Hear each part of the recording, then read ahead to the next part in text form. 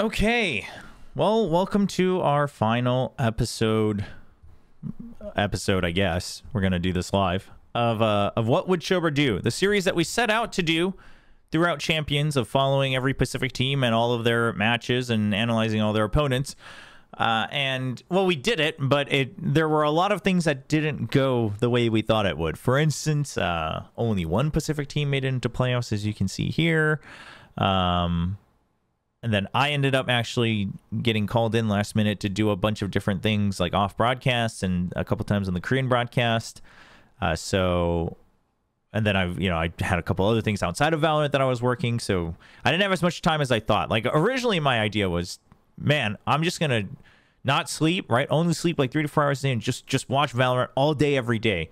And it didn't quite work out that way, but still had a lot of fun. Still quite a few takeaways from this, and now it's come to an end as we had to send DRX home after their match against Team Heretics. I actually didn't get to watch this match too much. I only got to watch like the later map and a half, so all the sad parts of it. Because I was working the night market during this day outdoors, and the match had already started. Yeah, I mean, here's the thing: is that DRX getting knocked out, coincidentally 5th and 6th again. So the 5th, 6th place curse, it will never change for DRX. But the cope, I guess, is that I actually think this roster getting 5th and 6th is pretty damn good.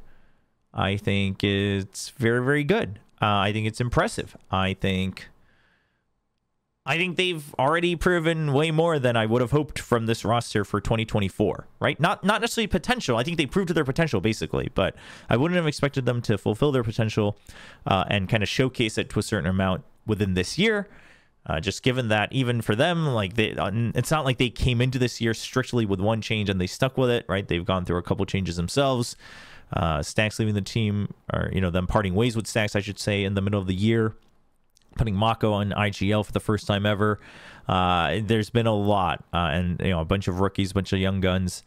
So listen, it's haters will say it's cope, but I honestly, objectively thinking, like, even going into Champions, I already said that, okay, them making Champions already, pretty good. Like, I would be satisfied with that alone. Then they went in as the 2nd seed. They did a reverse sweep against Paper Race and Pacific. That was already way beyond expectations.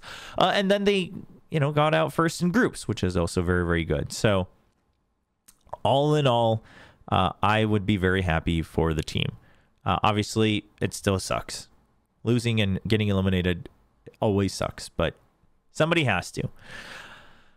Also funny to note that both Korean teams, DRX and Gen.G, both got eliminated by Sentinels and Heretics. Let's talk about the DRX game a little bit before we talk about everything else. Is this... No, that's map 2. Let's watch map 1 a little bit. We're gonna kind of play this by ear. But, okay, before we get started, I think...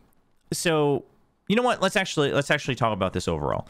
So, overall, here are my takeaways from this whole experiment. Right? Is that, first of all, I think the takeaway was that there is a certain level of countering that you need to do against teams, for sure. I mean, that's a given, right? You want to prep against their strategies, but you want to prep against their habits, right? You don't want to prep against just the playbook. Obviously, you want to know the playbook, but you want to prep against the habits, because that's how you try to stay ahead of them the whole time, because you're going to have certain tendencies that are always present in every single play that each team does, just because it's their people. They're the same people, and some teams are better at masking it than others, which is why those teams usually will make it deep into the tournament. But I will also say that after that point, I think what we saw from DRX, and thinking back, I think this is probably something we've seen from DRX through and through, is you can have a deep playbook, you can have deep ideas, but you need to have a core fundamental system in place that allows players to problem solve on the fly. And I think that was a bit lacking, and I think that was probably a bit lacking every time from a team like DRX. And I think generally that is probably something that's lacking from a lot of Pacific teams, quite frankly. Funnily enough, I would argue that maybe PaperX might be one of the teams that are better at that, but then their core fundamental protocols are so all over the place, which is why they suffer. But I think what we saw was the teams that get through, like Sentinels and Heretics, to me, these are two teams that are so good at live problem solving as a team. I would say Lev has great individual players that are good at live problem solving, and then they have some very, very core ideas that they always rely on for the entire team. And then you have really specialized players on Lev, in my opinion. So as long as you have enough glue to keep them going. But I would say that Heretics and Sen are two teams that are very good at live problem solving. And using the very, very core fundamental aspects of what they've prepped, right? Their understanding of maps. Like this goes into like map theory, Valorant theory, agent composition theory. And once you have a good understanding of that, and you can have a deep playbook, but let's say all your plays are not working. You tried A, you tried B, you tried C, you go through this whole rock, paper, scissors, and you could have like 24 plays in your book, but if none of them are working, you have to be able to, first of all, probably if none of them are working, that's 24 rounds, you probably lost the game. But you have to be able to, at a certain point, recognize, okay, we need to figure this out on the fly, right? Going through the playbook isn't the answer anymore. So you need to be able to have that. And even timeouts, like the thing is I don't think that's something you can just teach someone in a timeout. This has to be built into the way you practice Valorant. This has to be built into the way you think about Valorant. And that's something that I learned a lot from this whole series, is because given the time limit I had, obviously, the most I could do is very, very basic anteing, right? Very, very basic stuff. But a lot of times I would actually say that my overall read on how you should counter this team or what they're doing was, for the most part, correct. But either the other team recognizes that they're starting to get red and they come up with, they pull out something new. Or, you've both anteed each other. So now it's just whoever adapts faster, things like that. Whereas I would say a team like DRX definitely suffered from that a bit. Now, DRX, sure, gets a little bit of an excuse, newer squad, younger squad, sure, I get that. But I would say Gen.G actually suffered from that a little bit as well this event, because that's actually something that I think Gen.G was really good at for the whole year, but it was all built on how they understood 1-4 defaults, right? So they were ahead of the pack in, okay, this is how 1-4 defaults work. These are the strengths and weaknesses. So then they would slowly build on that. They started to get more aggressive whenever they did one. They would over-rotate once, and then they would start to push that aggressively rather than rotating back to get more space and clear info. Like, they had their own evolutions, but once that whole pattern got picked apart by teams like Heretics and Sentinels, then they started to enter panic mode a bit. That's what it felt like. And sure, it's going to be a bunch of factors. I'm not simply saying like, okay, you guys just didn't prepare enough. Obviously, there's a lot of factors into this, but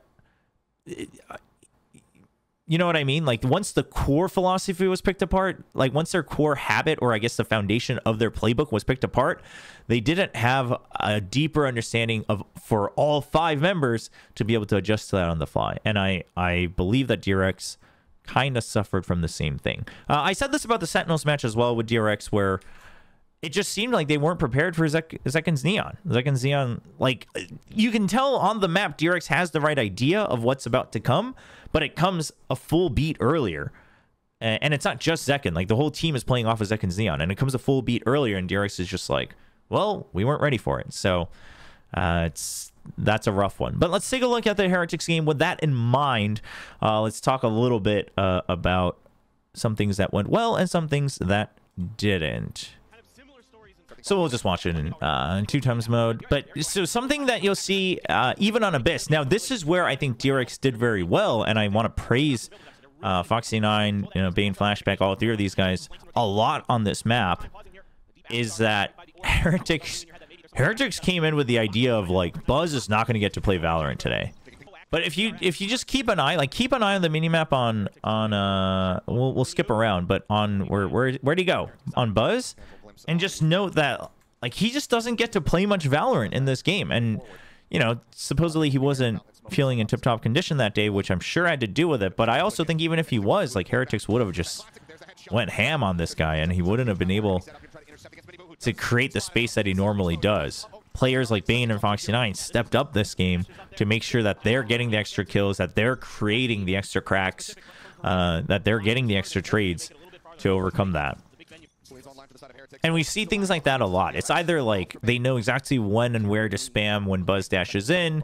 It's either they're set up to work around him so he doesn't get free space, he doesn't get free kills and value. I mean, just look at this smoke. So extra smoke, you use one here, but you use one here, so you make sure that there's still a lot more coverage for anyone who's trying to get into the site. And then you know the fragment's coming in, so Boo's already prepared to basically join with his teammates. So he is prepared to widen the angle. Woot has already been here. They focus more on the B side to try to flood it. As the fragment comes out, Boo already prepared to swing out and get an angle on top of the container. Right, he's not going to go here. Why is he not going to go here? Because who knows how many people are going to be swinging around on this side. They could just be funneling in, which they usually do anyway for that safe plant. So instead of trying to get stranded on this part of the map, which he would be stranded if so, even if he gets the kill on Buzz, he's going to say, I'm going to group up because we have this smoke, and because Boo's watching inside, he's ready to catch anyone inside the smoke that swings out. I am safe to push out here. Woot's already here watching onto Buzz as well. Like, this is, everything is just set up to try to catch him. Now, Woot gets smoked off, so he has to back off. But immediately, like, the smoke, Buzz doesn't feel safe right under him. He's kind of checking far, trying to make sure that the site overall is clear except for the smokes. And Boo, Mini Boo, is just holding small little other angle. And then he immediately tries to fill the site back. Now, Foxy is there. But I don't entirely blame him, because either way, if you're letting them get all the way and get the swing around on you on the back corner, they actually probably get more space. You're trying to push them back and make sure they just, if they do take space, you're taking only the safe plant. Otherwise, the rest of your team still holds on to this area of the entire site. Right, and then the wingman immediately just keeping them at bay. Now, because of its rotate, flashback finds a very good timing on the flank. And again, this is all credit to DRX, but what I'm saying is that, I mean, Heretics came in with a very strong plan of how to shut down Buzz, and for the most part, Buzz has been a hard carry factor for this team for their entire Champions run. It's already 40 seconds. You know they haven't pushed all the way out here, but you don't actually have mid control, and you're so focused on your set play with the Neon, right? So you've barely gotten control of here, so what we're going to see is they use util to clear close, and the Neon's going to get sent in. But the problem here is that this works if you get a kill with the Neon.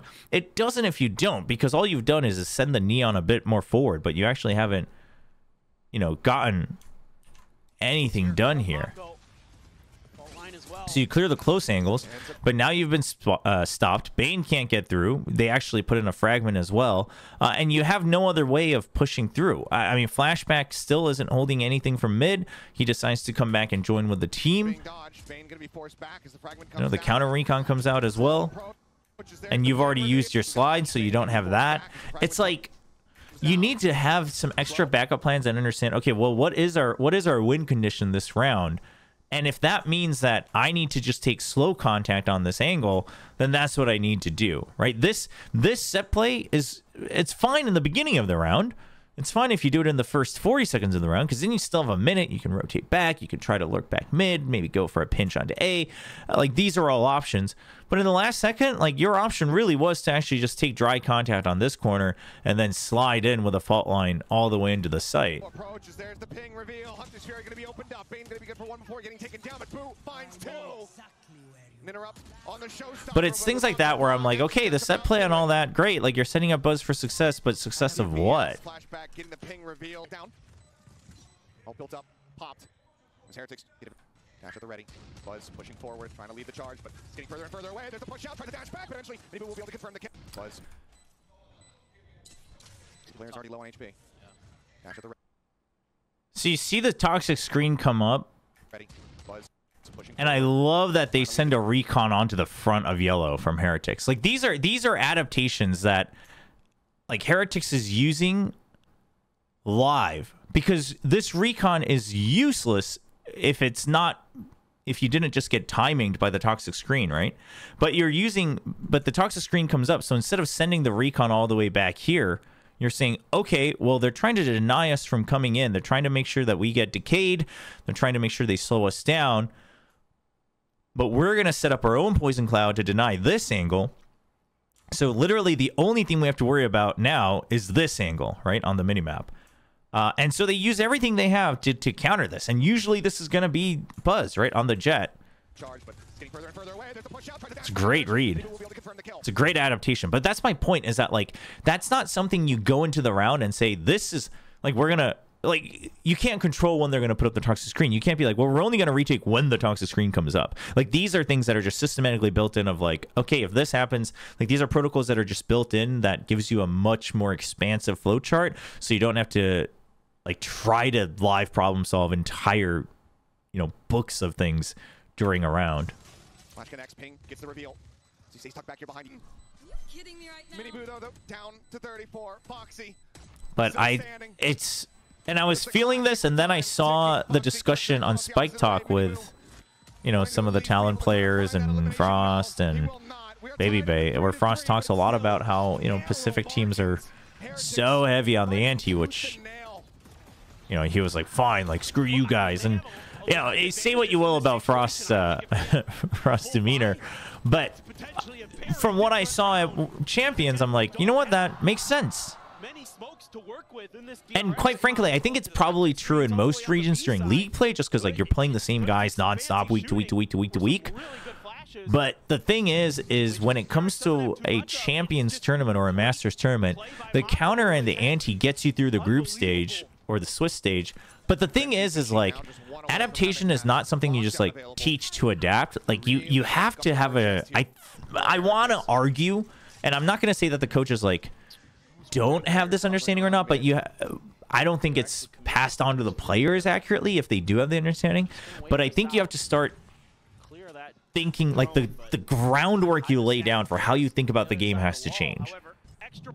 And I think that is what lets you keep your mental in an FPS more so all the way to the end, right? So the reason I'm saying this is because I would like to actually see more Pacific teams and fans. I would like to see more Pacific fans stop writing it off as a mental thing, right? Just say, you know, just saying things like, oh, the pressure got to him. How do we?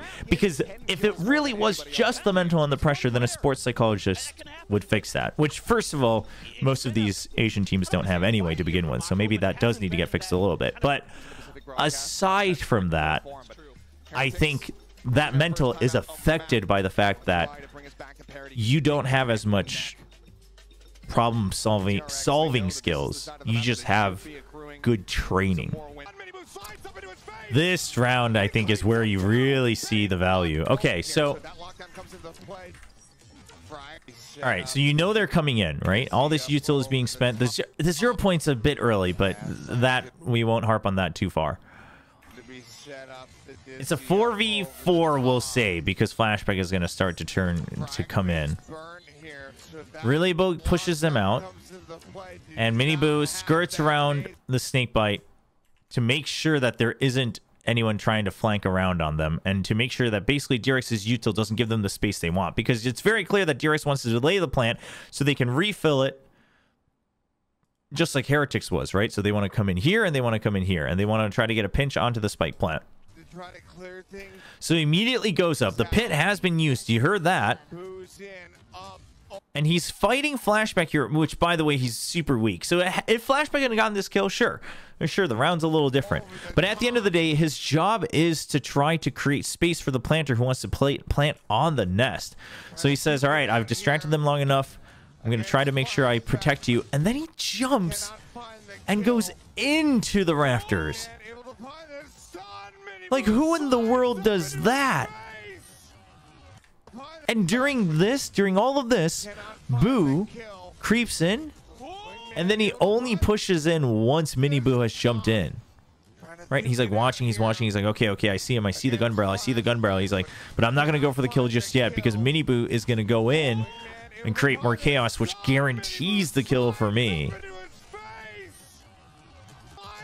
And I think this is, like, the fact that you have been denied your initial util timing to plant default, the fact that a pit goes up afterwards, and the fact that you know that it's a stack on this side. So for all intents and purposes, DRX has come up with a plan to deny your win condition, which is to plant and get the hell out of there. It's to deny Neon just going in deep into backside for free and sliding all over the place. You have 2 people on rafters to make sure you're not just getting slided on right around the corner. Like, everything DRX has is a good idea in comparison to what Heretics has been doing the whole time. And on the fly, they decide our best bet here is to actually go into enemy territory up top outside of the Viper's pit. Like, how in the world do you expect someone to make this decision? Now, is it a bit of a Hail Mary? If he had died, right? If he had just face planted into Bane here and died, would people be laughing at it? Probably, but I still think this was probably the best bet, because otherwise you were going to have to go into the welcoming arms of Buzz's operator, and your whole game plan relied on not having to play against that operator. So, and the pit's not going away anytime. You don't want to plant out in the open because that sounds dangerous. So earlier, Wootson's the wingman as well, because Miniboo's got up top covered. He's going to jump onto rafters. So Miniboo just wants to know, well, is anyone creeping in close? Because we're all going to get decayed as we try to go in for this plant. And Miniboo's like, I'm going to get rid of this pit for everybody, because that's our win condition. And I think those are, like, these are plays that you would not see very often from DRX. Now, again, I think Buzz is that guy who usually does make plays like this for DRX. I think that's one of the biggest reasons they were able to get this far, is that he will go against the grain. He will go against the textbook to create space and create winning opportunities whenever it's needed. But the fact of the matter is that, like, every player on the teams of Heretics and Sentinels know when to make decisions like this. And then the timing with Miniboo and Boo to pinch onto that. It's all very good. But that's, again, plays like that, you can't counter that. You can't ante that. So you can try to stop them from their initial setups, but if they are so set on we know what we need to win, you have to be ready that they will do whatever it takes to win with that condition. And I think those are the winning and losing conditions, like, you know, map theory. I think these are things that the Pacific teams are lacking just a bit. I think my lessons learned from this one is, both for myself and Pacific teams, is that, okay, like the counter and prep, okay, first of all, have Pacific teams improved? Sure. So you've improved. That's great. But second of all, in an international tournament where you have to grind through it and it's a gauntlet, right? Anti only gets you so far. Is not everything, right? This is good for group stage. This is good for getting through the first part. This is good for getting into playoffs. But after that, you're playing against the best teams in the world, and it's not like they're all just going to have one thing, you know, one style of play. You don't have to have crazy comps. But I would say that, again, trying to teach a better system, right? And I would love to see this from other, you know, Pacific teams in the future, is creating a better system to adapt to execution not coming through, things not working out.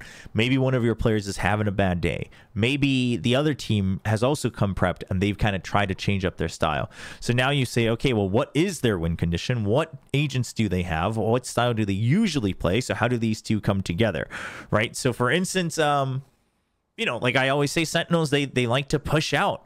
They like to go for a little bit of extra reach in their post plant. That is generally their go-to, no matter what composition they're playing. But the way they do it's going to be different. With a Razor, maybe they send a paint shell after they get onto the site. Maybe it's a boom bot, right? Things like that. With a Neon, you know, it's the fact that you can slide in and out. So he's able to just go there a beat faster, things like that. So now you have to combine this team's tendencies and what they like, how they understand the game, into this composition, how much of it overlaps, and then you figure out, okay, that's what we need to counter, that's how we hit it, here's the tools we have, and this needs to happen on the fly. And I think to do that, you're going to need a good system in place of how you understand and view Valorant.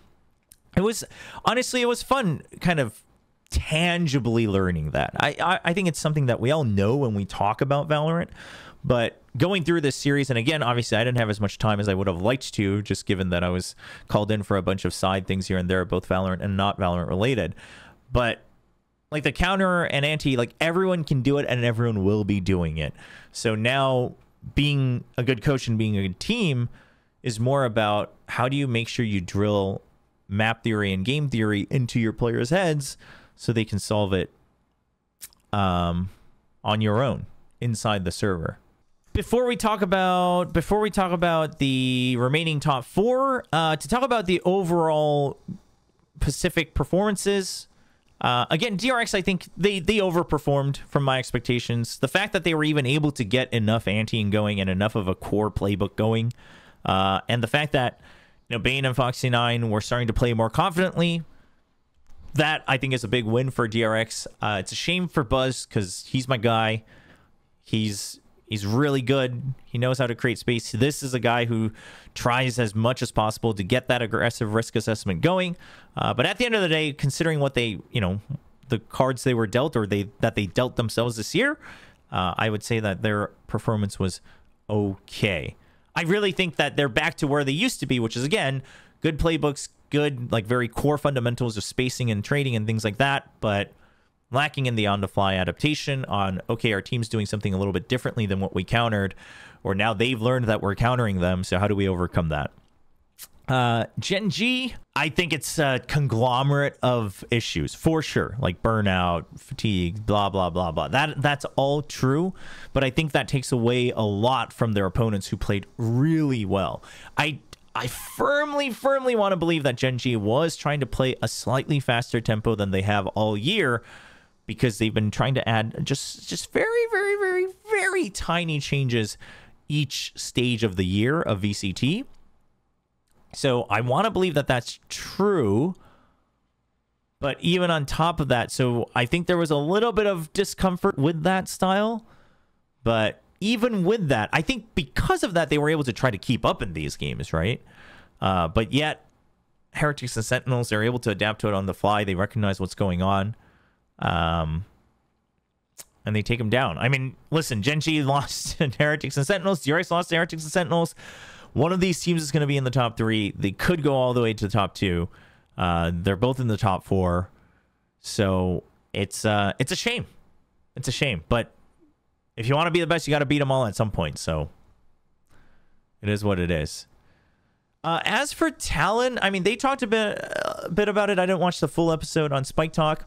The same thing is consistent, is that, okay, we had these ideas. The players agree to it, right? That we had these ideas and we didn't execute it. We had these ideas and we didn't execute it. I mean, if that's the case, it is what it is. I will say that against Vitality, I was a bit disappointed against Vitality. I will say that. Against Lev, not really. I wasn't disappointed per se. I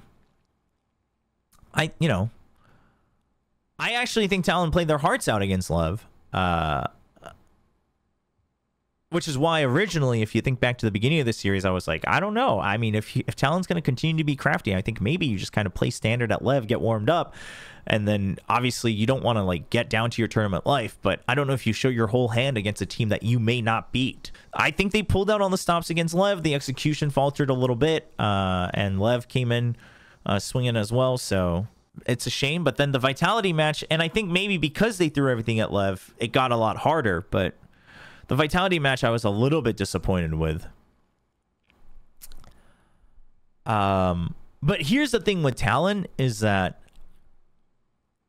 how much better they can get entirely now depends on the people, like the players and the coaching staff, and how they all grow together. Because it's going to come down to execution, right? Gen.G, I think now they've been given a big question, right? They've been provided a big question of, okay, do you think a very simple fundamental take can get you through another full year? Or are you going to accept that you need to build out a deeper theory around Valorant that allows you to be even more flexible?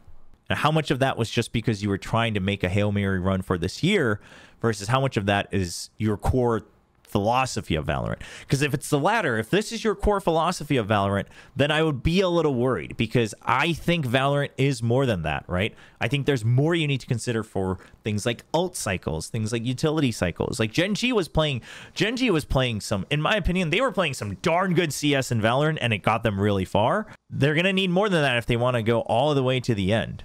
And then last but not least, PaperX. I don't know. Am I disappointed? Not really. I'm not disappointed simply because the only reason I think they would have made it into playoffs initially was because stylistically, I think, and this is why they've always had the upper hand against EDG stylistically. If they both get into muddy duels, then PaperX comes out on top. Now, first of all, EDG has gotten a lot stronger individually, but also they didn't just fall into the trap of playing muddy Valorant nonstop against PaperX. They really woke up after the icebox. So at that point, I'm like, okay, well, EDG deserves the win. I think EDG absolutely deserves the win. Obviously, as proven by them now being top 4. So I think it was a pleasant surprise from EDG, but it is also a bit disappointing, and to a certain extent, from PaperX. Now, earlier I said that PaperX also suffers from a similar thing of you're not as flexible on the fly. It's funny because I think they used to be the team that was probably best at it from Pacific, and then they just didn't have enough clean fundamentals to make it all the way. But I would argue now they actually still fall into the same traps of, well, why can't we just outfight them? Like, that always worked. You know what I mean? I'm not saying that they're playing with no thought. They are, but they're like stuck in their own system of, well, we can just up the tempo even more. Like, we can double swing them and we can wide swing them. And it's like, you're playing against the best of the best now. And the best of the best are getting better and better every year. I do wish they had played things like the Harbor Bind and stuff like that. I think those were the times when they were getting the most creative on the fly with the utility to make sure that they were set up for better fights. But right now it feels like they're kind of in this middle ground of, hey, we're going to play standard util, but then swing out PaperX style. And those don't gel very well. So we'll see. It was a rough year for PaperX. Let's just put it that way. It was a rough year for PaperX. Can they bounce back? We shall see. We'll talk more about all the Pacific teams and their outlooks, obviously, once Champions is over. So now we have 4 teams remaining. Obviously, no Pacific teams. But let's talk about what do I think is going to happen. What do I think is going to happen moving forward? As if I could tell you. All right. EDG versus Leviathan. Oh, this is tough. I'm going to give it a 60-40. I'm going to give it a 60-40. Lev wins.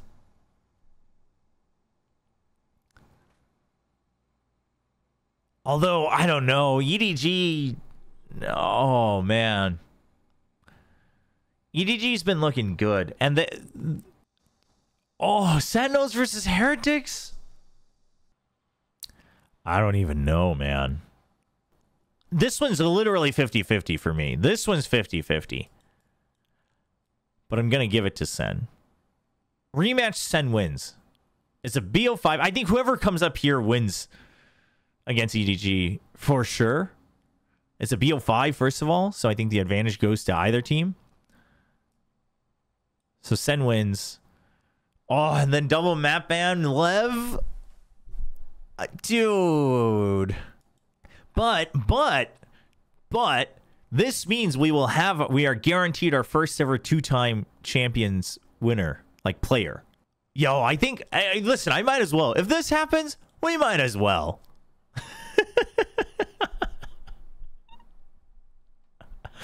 Double map ban, be damned. Sen's been there, done that. I think, but I honestly think whoever wins between Heretics and Sentinels is probably winning. As great as Lev looks right now. Can we just talk about why am I in the top 13%? I just want you to see something shocking. This takes into account playoffs so far, if I'm not mistaken, right? It has to. Because how many points did I have here? I had 36, 36. That's 72 plus 20. That's 92. It says I have 97. Are you seeing what I'm saying? I got one match correct. One match. I got one winner correct. How am I still in the top 13%? What is wrong with you people? What in the world? And I literally only have potentially 2 more chances to get something correct because Heretics is still in the lower semis and finals for me. But I'm not even predicting them in the current pick'ems, so like, who knows? As for me, I will be at the finals weekend at Inspire Arena all 3 days. I'll actually be at the fan festival, so I'll be hosting. There's some stuff, there's some event matches and stuff going on like a small stage at the fan festival as well. So if you're in the area, you can catch me there. If you're at the venue, I will actually be at the venue as well, doing some off broadcast work, like not on camera. So might run into you. So that would be fun. But otherwise, thanks for enjoying the series. Thanks for following along. And if you like content like this, then stick around for more. Subscribe to the channel, follow on Twitch. And of course, as always, leave a like and a comment below, as that would help all of our videos greatly. That's going to be it for now. And we'll be back once Champions is over to talk about all the Pacific teams. And then obviously off-season starts, which means Roster Mania starts right away. So there's going to be a lot to talk about there as well.